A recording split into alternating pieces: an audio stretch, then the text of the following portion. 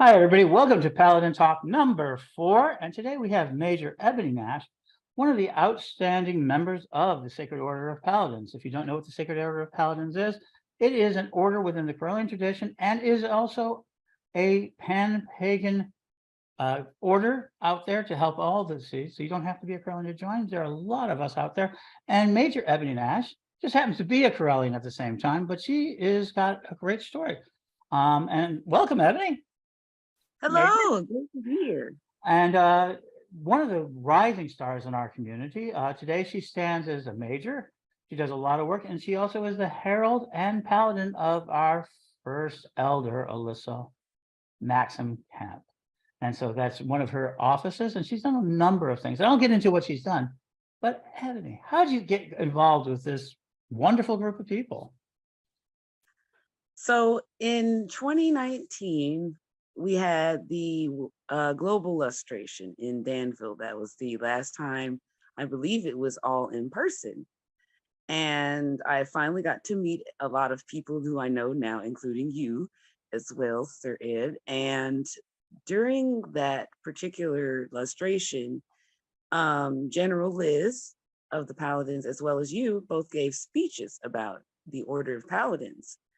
And I had been for a while trying to find a way to start, serving the tradition and working in the community. And I was really called by what you and Liz both said. And so shortly after, if not during that lustration, I signed up, and I have been a paladin ever since, and totally am so happy that I did, because it really opened up doors for me to be able to help serve and do community work and develop my way of being able to facilitate help to and inspiring others.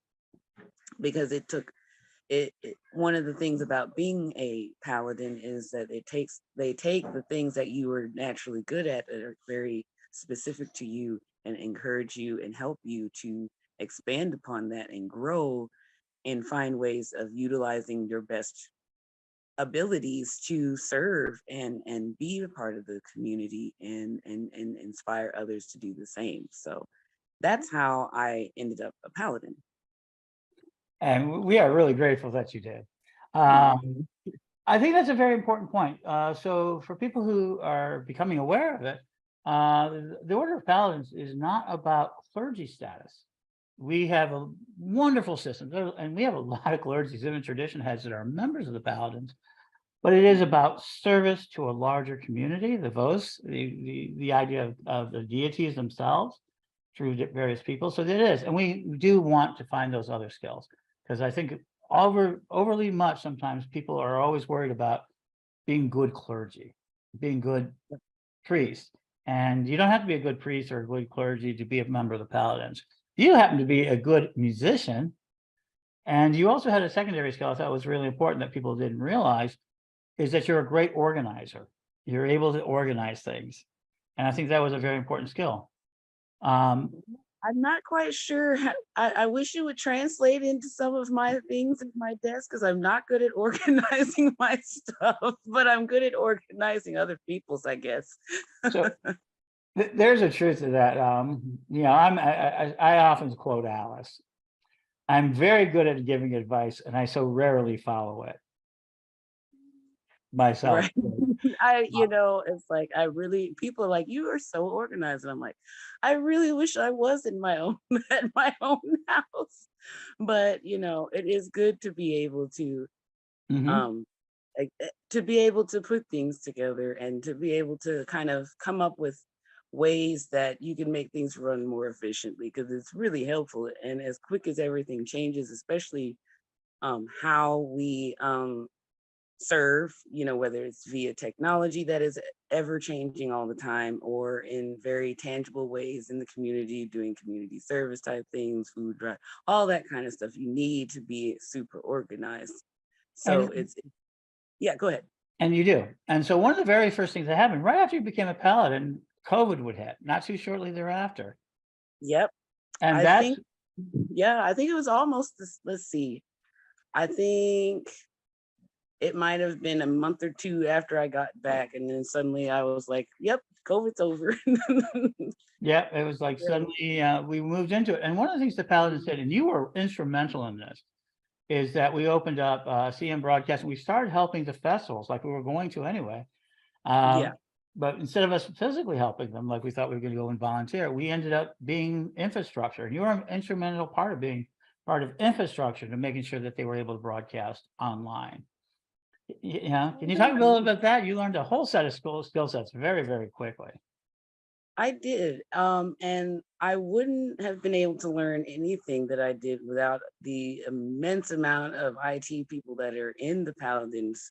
You know, Reverend Sir Chad Blackman, for instance, is very Mhm. good, and various others in the order that I learned from, because to this day I'm still learning from them all, because that was one of my things that I wasn't very good at, is a lot of the technological things. And COVID didn't give us a choice but to learn how to stay connected in a way that was safe for everyone, but also we could still hold events and still be able to reach out, and people, didn't feel alone, even though we were kind of alone in our respective houses. So it Mhm. was important to have this kind of system developed that, we as an order helped to really Mhm. push if it was necessary. I mean, nobody could go anywhere.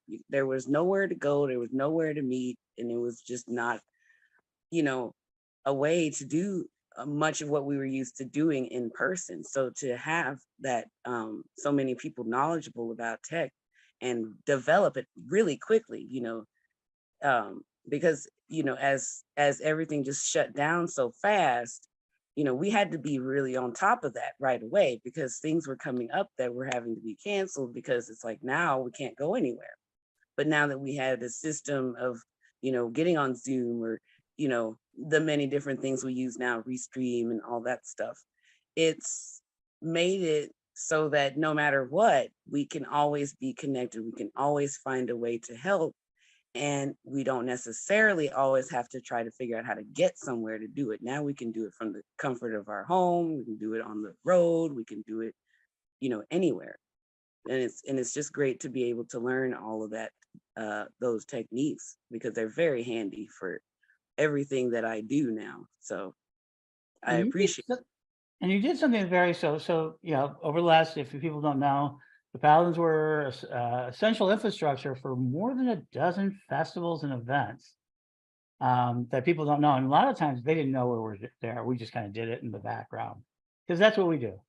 But you also did a major event. So the Paladins, under now General Liz, um, took over doing the telethon.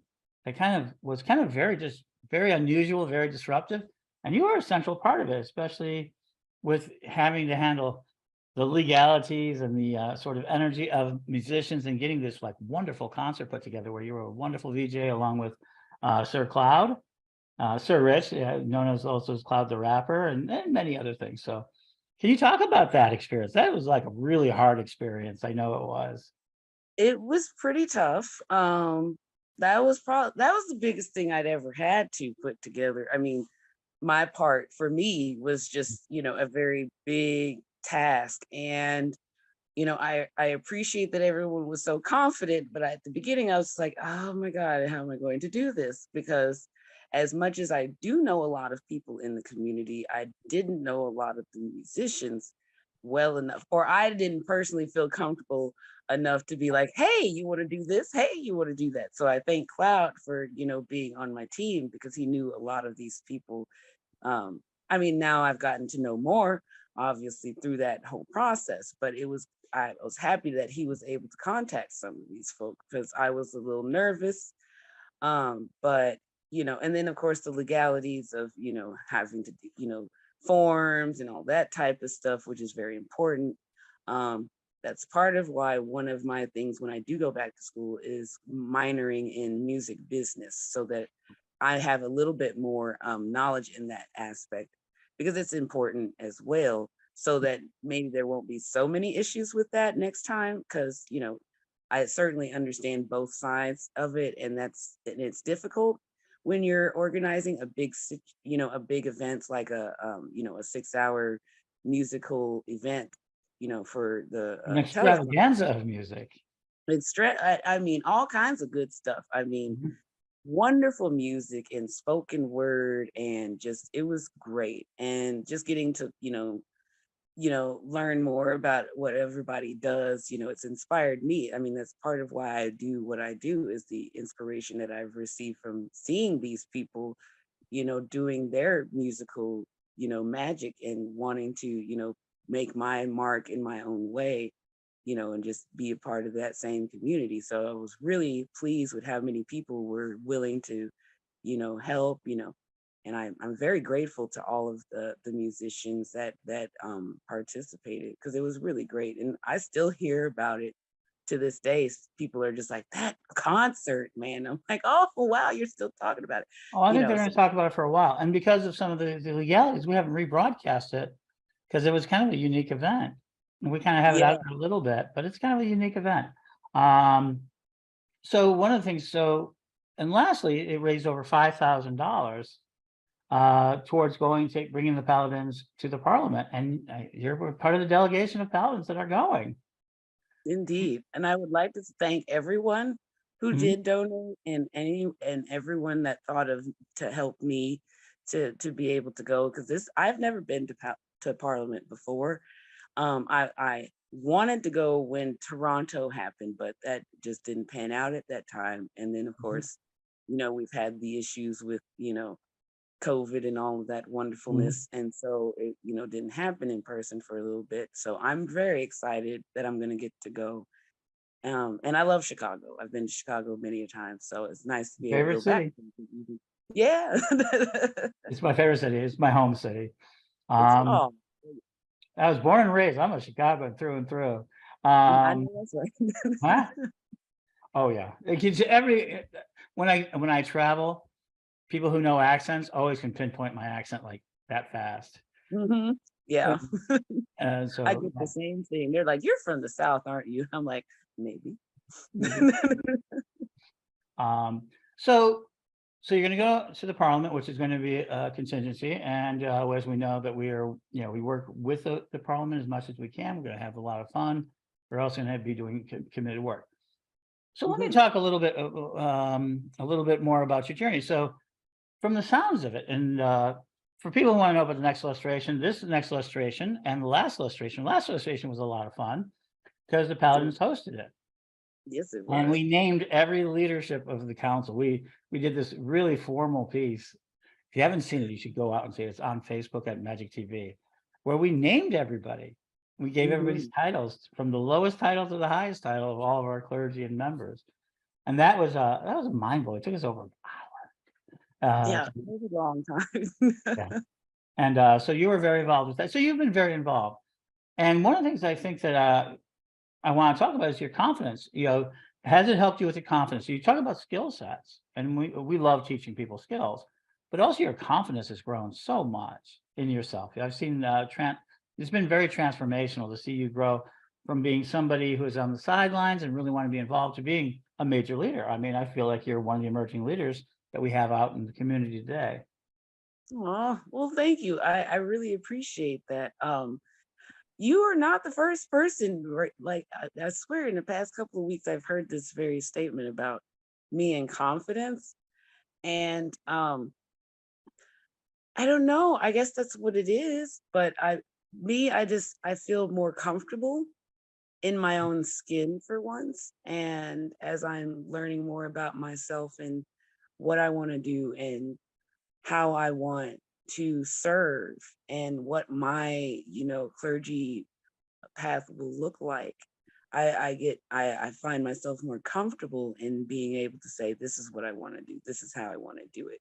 And the more that I learn things and the more that I learn from everyone, the more I feel like I'm better able to do more, because at the end of the day, that's what it is doing the work, and that's all that I want to do is the work. And so the more that I am able to embrace who I am and where I'm going, and not feel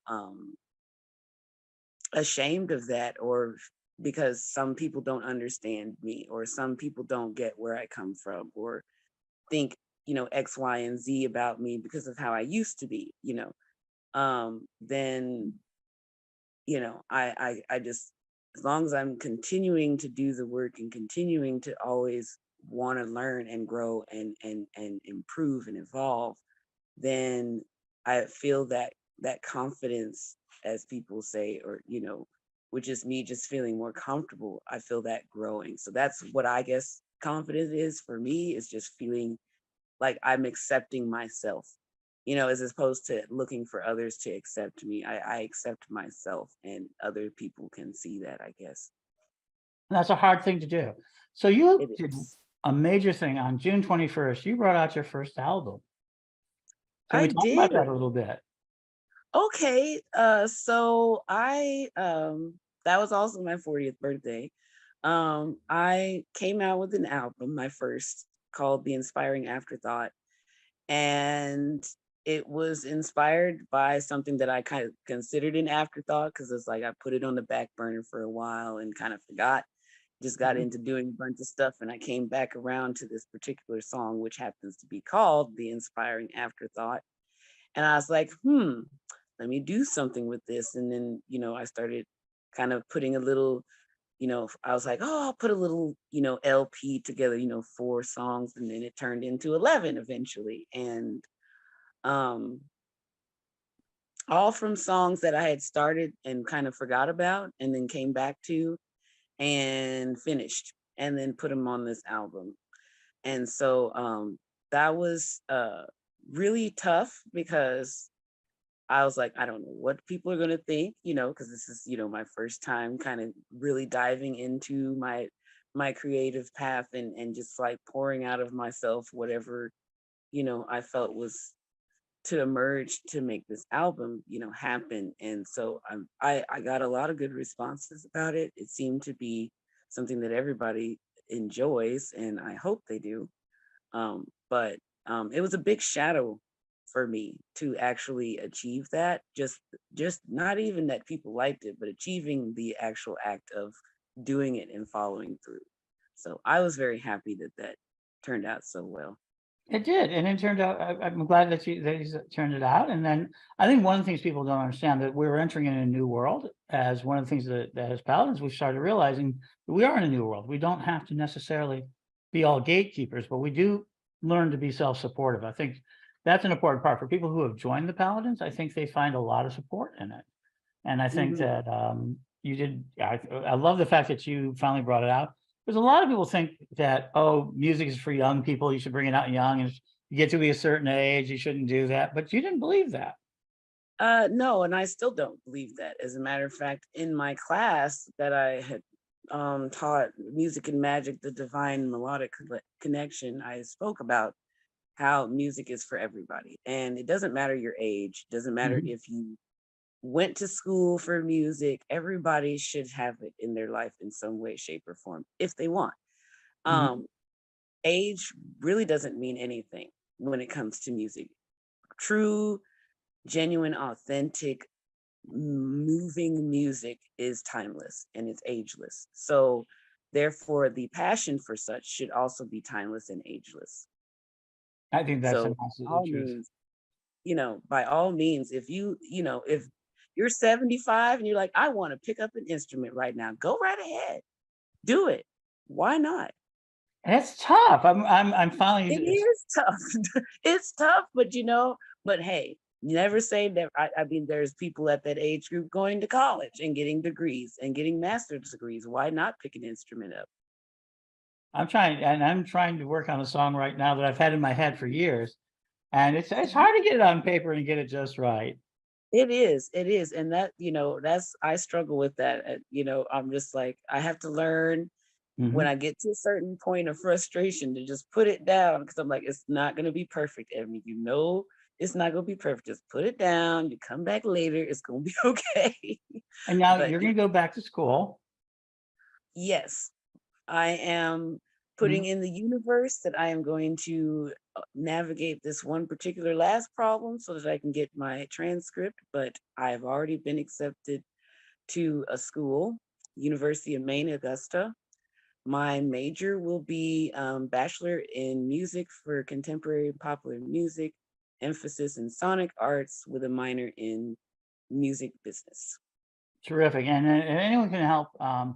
Let the universe help her out and get her where she needs for it. And if you want to find out, contact her directly.